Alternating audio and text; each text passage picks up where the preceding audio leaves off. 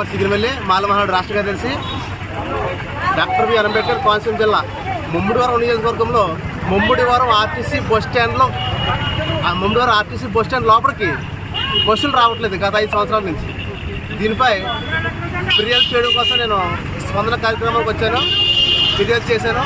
అదేవిధంగా ఈ Mummidivaram RTC bus stand లోపల మొత్తం అంతా కూడా కళ్యాణ మండపానికి లీజుకి ఇచ్చారు.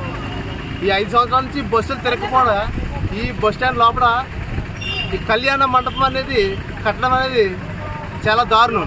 ఎందుకంటే బస్సులు రాకపోవడం వల్ల ప్రజలు చాలా ఇబ్బంది పడుతున్నారు.